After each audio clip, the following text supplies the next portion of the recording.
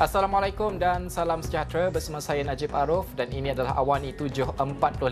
Kita ikuti tumpuan utama malam ini. Malaysia tidak hantar jemaah haji tahun ini.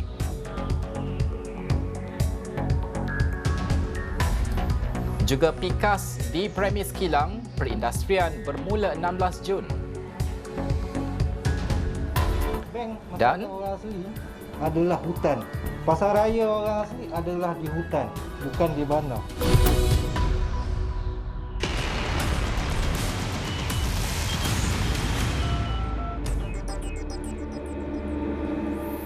Malaysia sekali lagi tidak akan menghantar jemaah haji bagi musim haji 1442 Hijrah.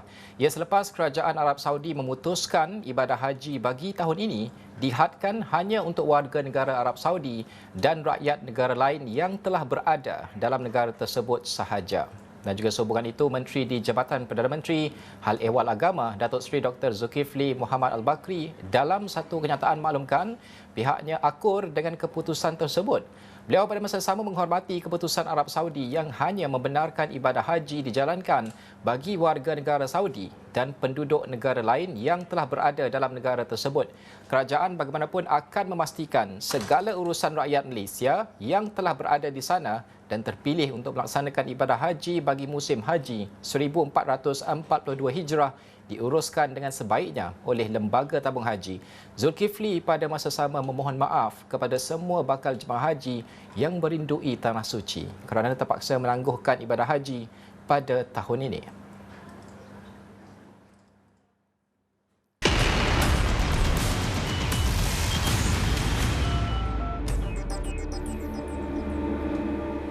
Lima penghantar makanan direman di Mahkamah Magistrate Petaling Jaya pada Sabtu selepas terlibat dalam insiden pergaduhan di Sungai Wei pada Jumaat. Turut direman pelanggan berusia 29 tahun. Kesemua suspek direman 2 hari sehingga esok. Turut ditahan 5 penghantar makanan berusia antara 19 hingga 40 tahun. Menurut Ketua Polis Daerah Petaling Jaya, Asisten Komisioner Muhammad Fakhruddin Abdul Hamid, siasatan dilakukan di bawah Seksyen 298 Kanun Keseksaan kerana dengan sengaja menggunakan perkataan yang melukakan perasaan agama seseorang dan Seksyen 147 Kanun sama kerana menggunakan kekerasan dalam perhimpunan yang menyalahi undang-undang. Dalam kejadian pada Jumaat, seorang lelaki dipukul sekumpulan penghantar makanan di Sungai Wei. Kejadian berlaku selepas salah seorang penghantar makanan membuat tangkap layar yang menggunakan nama menyentuh sensitiviti agama dan menularkannya ke aplikasi kumpulan penghantar makanan. Ia menimbulkan kemarahan sekumpulan penghantar makanan sebelum bertindak pergi ke rumah lelaki berkenaan dan memukulnya sebelum dibawa ke Balai Polis Sungai Wei untuk tindakan lanjut. Laporan polis dibuat salah seorang penghantar makanan berusia 19 tahun kira-kira jam 2.30 petang Jumaat. Video kejadian itu tular di laman sosial sejak semalam yang mengundang pelbagai reaksi netizen.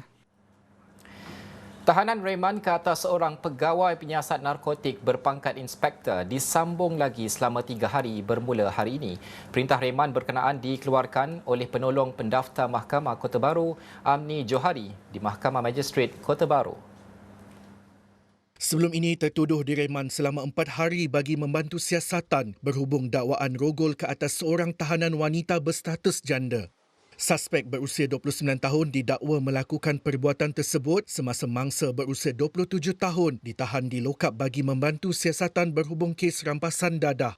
Mangsa yang mempunyai 2 anak itu ditahan bersama bekas suaminya dalam serbuan bahagian siasatan jenayah narkotik Ibu Pejabat Polis Kota Baru pada Jumaat lepas.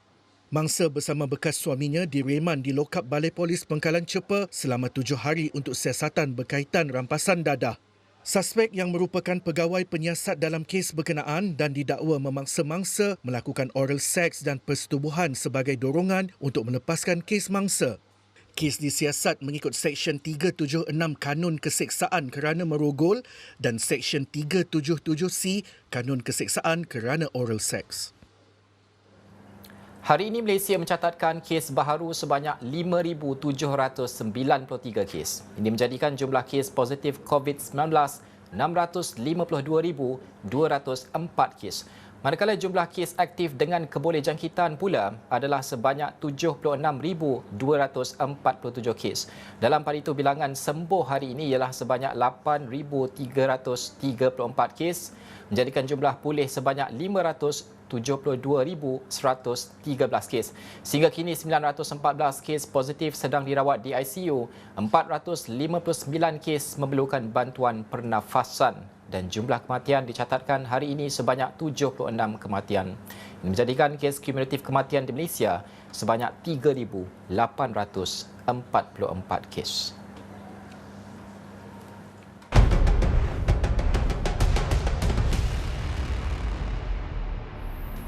Program imunisasi industri COVID-19 kerjasama awam swasta atau PIKAS akan bermula pada 16 Jun ini dengan vaksinasi di premis kilang dan lokasi perindustrian yang dikenal pasti. Dalam satu kenyataan, Kementerian Perdagangan Antarabangsa dan Industri atau MITI menjelaskan syarikat dalam subsektor pembuatan kritikal akan diberikan keutamaan untuk vaksinasi. Syarikat itu termasuk elektrik dan elektronik, pemprosesan makanan, besi dan keluli, alat perubatan, alat pelindung diri PPE, minyak dan gas serta produk getah termasuk pembuatan sarung tangan perubatan. MITI menjelaskan sektor-sektor ini penting dalam menyokong rantaian bekalan produk dan perkhidmatan penting serta pembinaan, penyelenggaraan dan kelancaran infrastruktur kritikal termasuk utiliti dan sistem penjagaan kesihatan awam. Majikan tidak dibenarkan memotong gaji pekerja untuk menanggung yuran pentadbiran kepada pengamal am perubatan swasta dan untuk penggunaan pusat pentadbiran vaksin yang dikendalikan oleh pihak swasta. Ia termasuklah apabila pekerja tidak lagi bekerja di syarikat sama sebelum imunisasi penuh pekerja berkenaan. Kerajaan tidak akan berkompromi dalam keutamaan vaksinasi bagi golongan yang paling memerlukan melalui PICK. Namun, pelaksanaan PIKAS adalah penting bagi melindungi pekerja dari risiko jangkitan. PIKAS adalah program imunisasi kerjasama awam swasta yang menyasarkan pekerja di mana MITI telah dipertanggungjawabkan untuk menyelaraskan imunisasi pekerja bagi sektor pembuatan. Beberapa kementerian lain juga akan bertanggungjawab untuk vaksinasi pekerja bagi sektor masing-masing. Penyertaan syarikat dan pekerja dalam PIKAS adalah secara sukarela. Kementerian Wilayah Persekutuan menyasarkan imuniti kelompok dapat dicapai lebih awal dengan lebih 80% penduduk wilayah persekutuan menerima suntikan vaksin COVID-19 sepenuhnya menjelang 31 Ogos ini. Menterinya Tan Sri Anwar Musa berkata usaha itu sedang giat dirancang melalui truk vaksin bergerak MyMedic at Wilayah dan penglibatan daripada beberapa klinik swasta sebagai alternatif kepada pusat pemberian vaksin PPV sedia ada. Beliau menjangkakan wilayah persekutuan akan terlibat dengan program vaksinasi secara percuma dengan purata 30,000 dos sehari bermula 15 Jun ini. Jadi sekarang ini kita punya perancangan untuk mencuba bagi wilayah persekutuan mencapai tahap 80% vaccinated menjelang 31 hari bulan Ogos. Walaupun nasional adalah Disember, dan national average dijangka 50% pada 31 Disember. Tetapi untuk wilayah persekutuan, saya sedang mengusahakan supaya sementara national average 50% untuk wilayah persekutuan untuk mencapai 80%. Beliau berkata demikian selepas meninjau proses pemberian vaksin di Perumahan Awam Sri Johor Bandar Tun Razak pada Sabtu. Menurutnya, program vaksinasi itu juga akan diperluaskan kepada pekerja pasar borong dan harian bermula minggu depan. Sementara itu, katanya semua gelandangan di wilayah persekutuan telah menerima vaksin dos pertama dalam fasa pertama vaksinasi. Bagi fasa kedua, katanya mereka perlu menjalani ujian saringan serta dikuarantin sebelum divaksin. Penduduk pedalaman di Sabah, terutamanya di kawasan Don Suk, akan dibantu dari segi pengangkutan untuk proses mendapatkan vaksin. Menurut Adun Suk, Dato' Elron Angid, pihaknya akan mengenal pasti keperluan tersebut selepas perbincangan dibuat bersama pemimpin setempat. Ujarnya langkah melaksanakan vaksin bergerak di Sabah adalah usaha bagi memastikan tiada penduduk pedalaman yang ketinggalan. Saya mengharapkan ini perlu diperhebatkan lagi, diperbanyakkan outreach ini supaya penduduk-penduduk yang kurang mampu untuk ke bandar itu, ke hospital umpamanya, kita dapat bendung dan juga kita dapat ramai lagi yang belum divaksin. Apabila orang-orang kampung ini melihat rakan-rakan mereka, saudara-saudara mereka, bapak mereka, anak mereka datang untuk membuat vaksinasi ini, mungkin banyak lagi, ya. Dan mereka nampak sendiri bahwa vaksinasi ini adalah selamat. Beliau yang juga Menteri Belia dan Sukan Sabah berkata, usaha menyediakan pengangkutan tersebut akan dilaksanakan selewat-lewatnya pada bulan depan yang melibatkan lebih 30 buah kampung di Suk. Ya, itu saya cakap tadi itu kita sedia membantu, ya, tetapi itulah kita bagi kami masa, ya, tempo untuk mengurus ini. Dan kita juga akan bersama-sama dengan pemimpin di peringkat mukim, di peringkat kampung untuk bersama-sama. Kalau ada keperluan untuk mengangkut mereka daripada rumah dan pusat seperti hari ini, ya, kita sedia membantu. Program vaksinasi bergerak di Dewan Serbaguna Dalit Ghana tersebut memasuki hari kedua dengan sasaran harian seramai 200 penerima vaksin. Program bermula 11 Jun dan dijangka berakhir 14 Jun ini. Kilang yang melepaskan efluent beberapa hari lalu sehingga menyebabkan penternak ikan sangkar di Pengkalan Manggis Temerloh mengalami kerugian bakal dikenakan tindakan perundangan. Pengarah Alam Sekitar Pahang, Muhammad Sani Mat Daud berkata, siasatan mendapati pencemaran pelepasan sisa kilang tersebut berlaku akibat kecuaian. Walaupun kecuaian, pihak Jabatan Alam Sekitar dengan tegasnya, saya menyatakan sini bahawa kami akan mengambil tindakan di segi tindakan perundangan. Ya? Bentuk tindakan perundangan yang pertama, dia akan melibatkan kalau kita bukti yang cukup, kita akan bawa dia untuk tindakan mahkamah yang boleh jika sabit kesalahan boleh denda sebanyak kesalahan di bawah Akta Kualiti Alam Sekeliling 1974 yang kalau disabitkan kesalahan boleh didenda sebanyak RM100,000 ataupun 5 tahun penjara ataupun kedua-duanya sekali. Sementara itu, Pengerusi Jawatan Kuasa Pelancongan, Kebudayaan, Alam Sekitar, Peladangan dan Komoditi Negeri Pahang, Datuk Seri Muhammad Syakar Samsudin, turut memberi amaran kepada kilang di Pahang supaya sentiasa mematuhi peraturan. Kita nak beri amaran semua kilang, Temerloh dan juga Pahang, pastikan mereka mematuhi apa yang telah kita tetapkan. Dan sememangnya setiap bulan, Jabatan Alam Sekitar sememangnya memonitor dan juga mereka mesti menghantar report kepada kita. Every month, for the last 25 years. They have to send the report to us dan kemudian kalau kita rasakan bahawa ianya ada keraguan, kita akan datang. Penternak ikan sangkar di Pengkalan Manggis, Temerloh, Muhammad Zahir Ibrahim terpaksa menanggung kerugian selepas ribuan ikan ternakannya mati akibat apa yang didakwanya sebagai pencemaran sungai. Selain isu kilang punca kepada pencemaran di Temerloh, ada juga kisah keluhan orang asli di Tasik Chini. Jasmine. Baiklah, Najib, ia mengenai rintihan penduduk orang asli dari suku Jakun. Berkisar dakwaan aktiviti pelumbungan yang semakin tidak terkawal. Tapi semuanya akan saya bawakan selepas jam 8 malam nanti.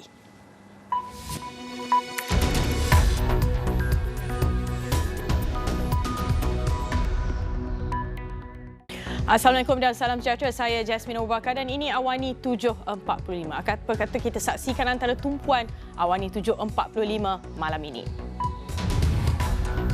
Majlis Pemulihan Negara bukan untuk gantikan kerajaan, kata Tun Dr. Mahathir. Jadikan pusat beli belah sebagai PPV, apa kata Menteri? SOP sektor kritikal patuh duit atau sakit?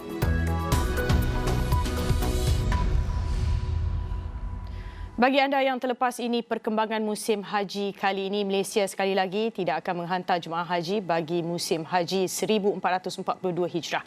Ya, selepas kerajaan Arab Saudi memutuskan ibadah haji bagi tahun ini dihadkan hanya untuk warga negara Arab Saudi dan rakyat negara lain yang telah berada dalam negara tersebut sahaja.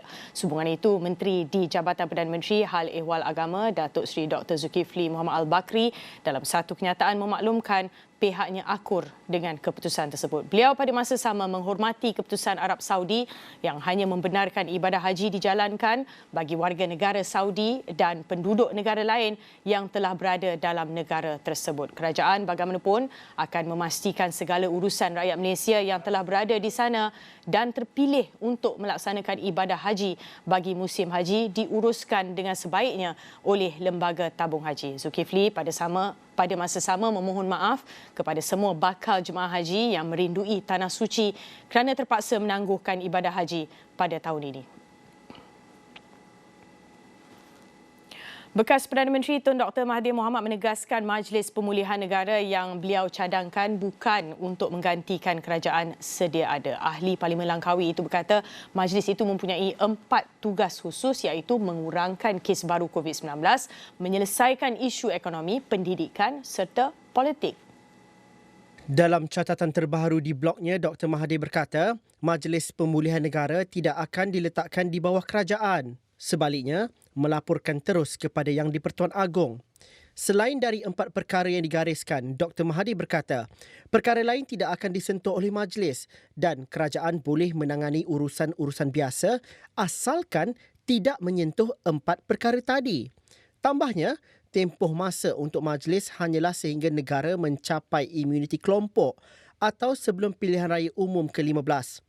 Keanggotaan ahli-ahli majlis tambahnya terdiri daripada pakar-pakar perubatan termasuk ahli psikiatri, pakar-pakar ekonomi yang tidak partisan dan berpengalaman, pakar pelaburan, penggerak sosial, tokoh-tokoh perundangan dan beberapa tokoh-tokoh politik yang tidak bertindak mewakili parti. Dr. Mahathir berkata nama-nama mereka akan dipersembahkan kepada Yang di-Pertuan Agong untuk diperkenankan dan ahli-ahli majlis akan berkhidmat secara sukarela tanpa gaji kecuali diberi allowance yang perlu. Jika Yang di-Pertuan Agong dan Majlis Raja-Raja menerima cadangan penubuhan Majlis Pemulihan Negara itu, Dr. Mahathir berkata nama-nama mereka akan dipersembahkan untuk perkenan. Anggota Majlis Pemulihan Negara Mageran seperti dicadangkan Tun Dr. Mahathir Mohamad berkemungkinan boleh menjadi pihak yang mempunyai kuasa mutlak dan tidak bertanggungjawab kepada Parlimen serta rakyat kerana mereka bukan ahli Parlimen. Itu respons Ketua Setiausaha Sulit kepada Perdana Menteri Datuk Dr. Marzuki Mohamad menerusi hantaran dalam laman Facebook. Marzuki menjelaskan disebabkan mereka yang dipilih itu bukan ahli parlimen, mereka tidak bertanggungjawab secara kolektif kepada kawasan parlimen. Begitu juga mereka bukan ahli politik dipilih rakyat yang menimbulkan kemungkinan tidak bertanggungjawab terhadap rakyat. Marzuki khawatir sama ada ahli-ahli parlimen yang diketepikan daripada mengambil bahagian dalam pentadbiran negara akan menyokong rang undang-undang dikemukakan oleh anggota Mageran. Selain itu, Marzuki mempersoalkan atas kapasiti apa anggota Mageran hendak membentangkan rang undang-undang di parlimen kerana mereka bukan ahli parlimen. Marzuki mendakwa keadaan itu boleh menjadikan keadaan politik lebih huru-hara dan pentadbiran kerajaan terencat. Jelas beliau, kemungkinan bajet pun tidak boleh diluluskan dan kerajaan tidak mempunyai wang untuk dibelanjakan bagi membayar gaji, melaksanakan projek pembangunan, membayar hutang dan membiayai program kebajikan rakyat. Cadangan untuk menjadikan pusat membeli belah sebagai pusat pemberian vaksin atau PPV boleh dilaksanakan, namun ia memerlukan kajian yang lebih mendalam. Menteri Perumahan dan Kerajaan Tempatan Datuk Zuraida Kamarudin berkata sesuatu tempat perlu memenuhi kriteria tertentu sebelum ia boleh dijadikan sebagai PPV. Zuraida yang juga ahli Parlimen Ampang berkata perancangan terperinci perlu bagi memastikan pemberian suntikan vaksin tidak berdepan sebarang masalah. Kalau kita buat just system walk-in, ianya akan bercelaru, tidak terurus dan tidak organize. Jadi kalau kita nak buat ni boleh, tetapi ia hanya harus disusun atur dengan satu perancangan yang amat terperinci agar ianya dapat dijalankan seperti apa yang kita buat dalam PPV ni. Zuraida berkata demikian ketika ditemui pemberita selepas mengadakan lawatan koordinasi sukarelawan PICK di PPV Dewan Orang Ramai Kampung Ampang Indah pada Sabtu. Pusat ni PPV ni dibuka, memang tidak ada masa untuk kaki tangan kerajaan ketika itu untuk membuat panggilan. So, jadi kita create satu call center yang mereka sudah bertugas daripada hari Selasa. Setakat ini 7 orang. Jadi kalau kita lihat keadaan stabilize dan sistem dah in place, you will increase. Kita akan tambahkan lagi pemanggil-pemanggil dalam call center. So dari call center ni selain daripada kontak orang yang tak datang to confirm, yang saya tadi dapat laporan bahawa semua menerima panggilan dan semua akan respon untuk datang. Dalam pada itu, Zuraidah memaklumkan Parlimen Ampang dengan kerjasama Kementerian Perpaduan telah memperkenalkan pusat panggilan bagi mengenal pasti mereka yang tidak memberi maklum balas terhadap janji temu vaksinasi. Kerajaan bakal menampung subsidi minyak dan minyak masak sehingga 8 bilion ringgit iaitu 4.22 bilion ringgit lebih tinggi daripada 3.78 bilion ringgit yang diperuntukkan tahun ini. Menteri Kewangan Tengku Datuk Seri Zafrul Tengku Abdul Aziz menerusi satu kenyataan memaklumkan kerajaan telah membelanjakan sebanyak 6.32 bilion ringgit bagi subsidi minyak dan minyak masak pada 2019 dan 2.16 bilion ringgit pada 2020. Menurutnya, peruntukan yang lebih tinggi bagi tahun ini adalah berikutan peningkatan harga pasaran global semasa. Tengku Zafrul menjelaskan susulan peningkatan harga komoditi di peringkat global, subsidi kerajaan bagi produk petrol RON 95, diesel dan liquefied petroleum gas LPG serta minyak masak bersubsidi dijangka meningkat dengan mendadak. Katanya kerajaan bersedia menanggung perbelanjaan subsidi yang lebih tinggi ini bagi memelihara kesejahteraan rakyat dan kelangsungan perniagaan, terutamanya peniaga-peniaga kecil. Tengku Zafrul berkata kerajaan akan terus membantu rakyat melalui pelbagai langkah termasuk meneruskan subsidi minyak dan minyak masak dalam membantu mengurangkan kesan kenaikan harga komoditi di peringkat global ke atas sara hidup rakyat. Menurutnya, kerajaan tetap meneruskan dasar pengekalan harga bagi barang-barang runcit iaitu RM2.05 per liter bagi petrol RON 95 yang telah dikekalkan sejak 10 Februari dan RM2.15 per liter bagi diesel sejak 10 Februari. Manakala harga gas petroleum cecair LPG dikekalkan pada RM1.90 sekilogram sejak Jun 2015 dan minyak masak bersubsidi pula bernilai RM2.50 pak sekilogram sejak 1997. Beliau menambah pelbagai langkah belanjawan dan inisiatif yang ditambah baik melalui permai, pemekasa dan pemekasa tambahan akan terus disalurkan sekurang-kurangnya sehingga Disember 2021. Hentikanlah aktiviti pelombongan tasik Cini, itu rayu masyarakat orang asli.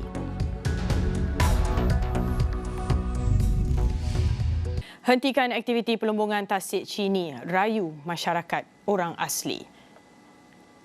Hentikanlah aktiviti pelombongan itu di kawasan itu. Itu rintihan penduduk orang asli dari suku Jakun di 5 perkampungan berhampiran tasik berkenaan. Permintaan itu susulan situasi kehidupan mereka yang kian meruncing apabila sumber pendapatan daripada hasil hutan terjejas kerana aktiviti pelombongan yang didakwa semakin tidak terkawal. Tok Batin Kampung Gumum Awang Alok berkata, aktiviti perlombongan yang berdekatan dengan kampung mereka telah menjejaskan aktiviti dan mata pencarian masyarakat orang asli yang amat bergantung kepada hasil hutan tersebut. Dia merosakkan bukit bukau, tempat saya orang nak cari makan dulu-dulunya, ngarotan apanya. Sekarang ni tengok bukit tu dah ada botak dah. Tumbuh mengkirai, tumbuh kayu belukar je. Jadi harapan saya tutup tu lah. Bukan saja ekonomi mereka terjejas, malah mereka tidak dapat mengamalkan adat dan budaya akibat aktiviti pelombongan itu. Kualiti kehidupan kita orang tu memang terjejas lah. Di segi untuk mengamal adat dan budaya tu agak sukar lah. Sebab kami nak amal adat budaya, kami perlukan kawasan hutan. Semua-semua hutan. Kadang-kadang hutan di sekitar Tasik Cini yang biasa kami amal dari dulu turun-temurun sampai sekarang. Bank masyarakat orang asli adalah hutan. Pasar raya orang asli adalah di hutan. Bukan di bandar. Ya? Kena faham. Sebab di hutan itulah ada sayur-sayuran mereka. Di hutan itulah ada duit bagi untuk mereka. Kalau dimusnahkan, tak boleh nak cakap apalah. Terdapat 5 kampung di sekitar Tasik Cini, antaranya Kampung Gumum, Kampung Melai, Kampung Tanjung Puput, Kampung Cenahan dan Kampung Ulu Gumum.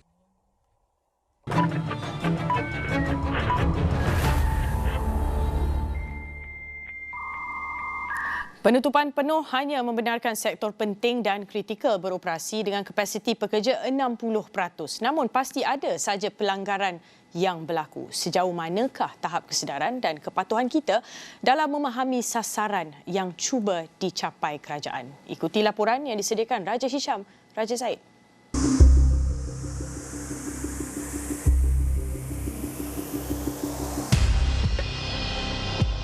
Shah Alam.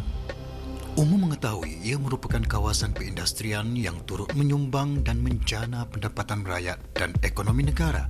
Namun tempat yang menjadi punca rezeki sebahagian rakyat Malaysia ini juga tidak terlepas daripada peraturan semasa kerajaan. Bukan tidak memahami kepayahan kebanyakan insan, tetapi mudarat yang lebih besar sedang menanti jika tidak diikuti. Namun mereka akur dengan perintah yang dikeluarkan dengan sebahagian besar tidak beroperasi atau hanya beroperasi dengan keupayaan 60% pekerja. Namun bagaimana yang lain? Bagi yang degil, apa yang mereka peduli? Nyawa seakan murah baginya. Keuntungan adalah segala-galanya.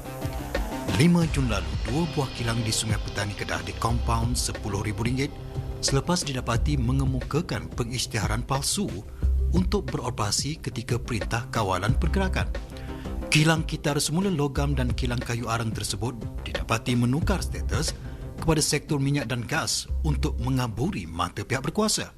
11 Jun lalu, selepas pelbagai aduan diterima, bahagian pemantauan dan penguatkuasaan Kementerian Perdagangan Antarabangsa dan Industri MITI melakukan serbuan terhadap kilang yang degil. Hasilnya amat mendukacitakan. Hasil semakan kita dapati dia biarkan pekerja dia tak scan MySejahtera QR code. Jadi dibenarkan masuk. So risikonya kepada kilang bila dia tak semak status loris, dipastikan loris saja, kita takut ada terlepas yang high risk. High risk ni biasanya confirm cases ataupun suspected COVID yang masuk ke kilang, yang ini akan menyebabkan kluster. Malah ada yang diarahkan tutup operasi kerana menjalankan kerja tanpa kebenaran. Sepanjang PKP 3.0, lebih 300 pemeriksaan dilakukan oleh pihak MITI setakat ini. Sebahagiannya melakukan kesalahan berulang, walaupun baru sahaja dikenakan kompaun. Sehubungan itu, kerajaan mewujudkan talian hotline bagi membolehkan orang ramai membuat aduan jika ada mana-mana premis perniagaan atau kilang yang melanggar arahan sekatan pergerakan penuh. Pekerja boleh melaporkan mana yang dipaksa. Ataupun kita juga dapat juga laporan mengatakan bahawa mereka yang mempunyai gelang pink pun diarahkan bekerja. Jadi saya harap laporkan kepada hotline Kementerian Sumber Manusia ini supaya tindakan boleh segera diambil. Namun semua ini tidak mampu mengubah cara berfikir yang kita mahukan daripada semua pihak. Kesan malapetaka yang cuba disembunyikan di sebalik keuntungan dan kepentingan diri semata yang diperkirakan oleh pemilik kilang degil ini. Sampai bila negara perlu menanggung kerugian dan kerosakan daripada kegagalan pemikiran daif seperti mereka. Apa yang anda dapat mampu saksikan di belakang saya ini? Ya, mereka inilah yang sedang menantikan giliran mereka untuk mendapatkan vaksin untuk membolehkan mereka atau mengelakkan daripada jangkitan pandemik dan tidak menjangkiti orang lain. Dan inilah sebenarnya tujuan yang dilakukan oleh kerajaan dalam membendung pandemik 19 ini. Tetapi semuanya ini mungkin tidak akan memberi makna jika masih ada di kalangan kita yang masih lagi degil dan mungkin mementingkan keuntungan semata-mata, sedangkan kerajaan membelanjakan jutaan wang ringgit dana yang begitu besar untuk memastikan lekungan pandemik 19 ini dapat didatakan dan dapat dikawal dengan baik. Dan ini semua tidak memberi erti kepada kita semua sekiranya masih ada lagi yang gagal mematuhi peraturan yang telah ditetapkan, terutamanya dalam menghadapi PKP kali ini. Raja Hisham Zaid, Astro Awani.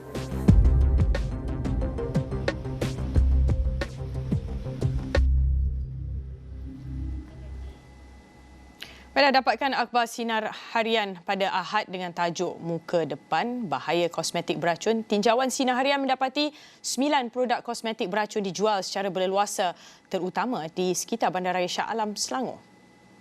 Dengan itu, sekian Awani 7.45.